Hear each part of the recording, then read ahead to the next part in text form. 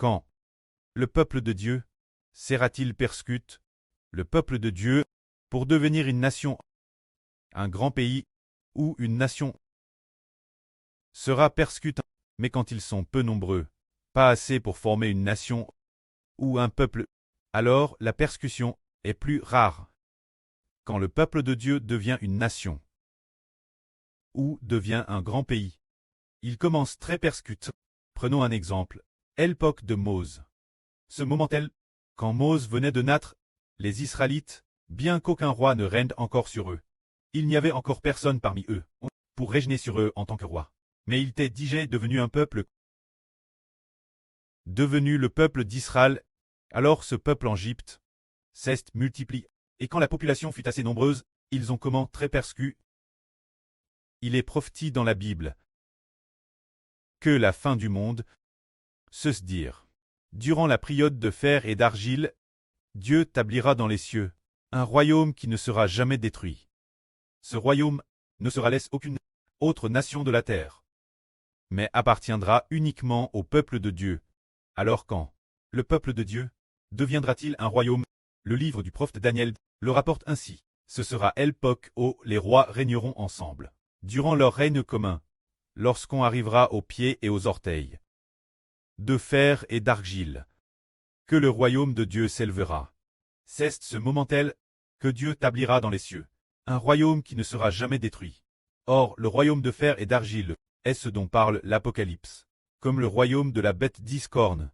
Ce n'est pas autant de la bête 7 têtes et 10 cornes, mais quand on arrive à la bête 10 cornes, car de la bête 7 têtes et 10 cornes, la septième tête n'existe DJ+, la septième tête ceste DJ divise puis allie nouveau, devenant ainsi la période de la bête 10 cornes, se dire.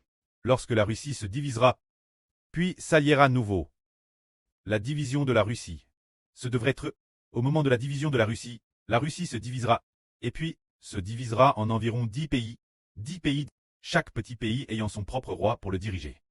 Chaque petit pays tant dirigé par son propre roi. Ce moment-là, Dieu établira dans les cieux un royaume qui ne sera jamais détruit.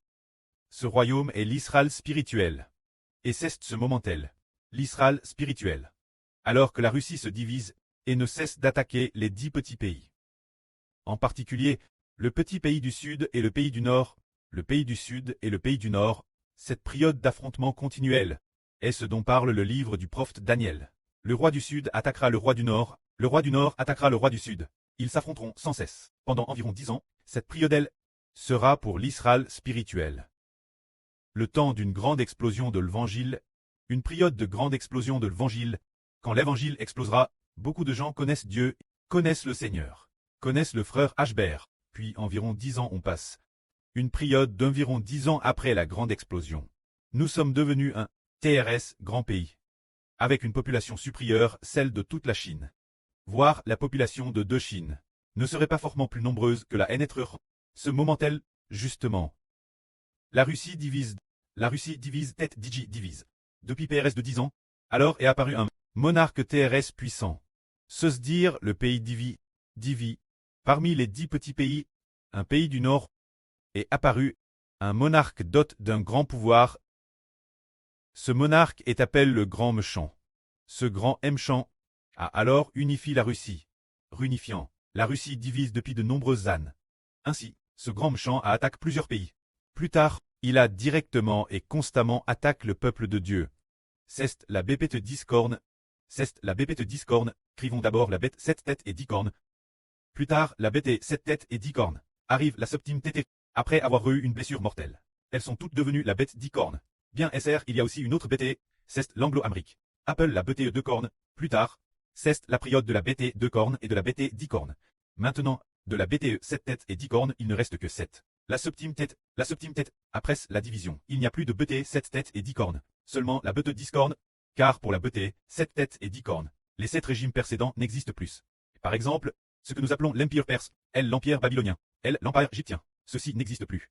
Mais maintenant, il n'y a plus que l'Empire russe, et l'empereur de l'Empire n'est plus Poutine le Grand n'est plus La Russie ne s'appelle plus un empire.